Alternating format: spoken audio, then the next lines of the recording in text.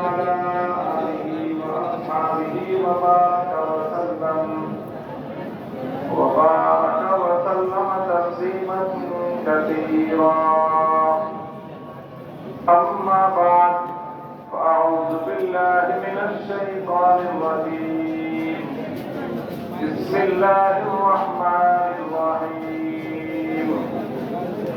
الذين إن مكناهم في الأرض أقاموا الصلاة وآتوا الزكاة وأمروا بالمعروف ونهوا عن المنكر ولله عاقبة الأمور. بارك الله لنا ولكم في القرآن العظيم ونفعنا وإياكم بالآيات والذكر الحكيم. اللهم صل على محمد وعلى آل محمد كما صليت على إبراهيم وعلى آل إبراهيم إنك حميد مجيد.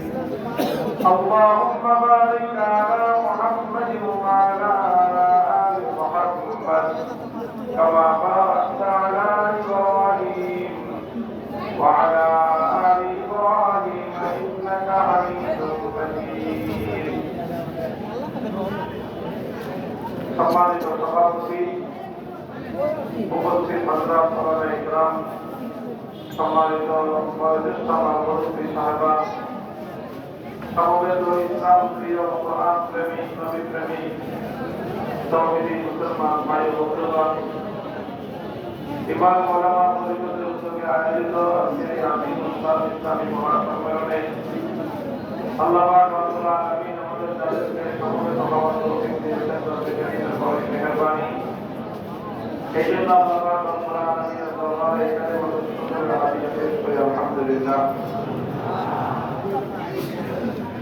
মুহতারাম হাজিরিন, এখন বর্তমান সময়টা কিরকম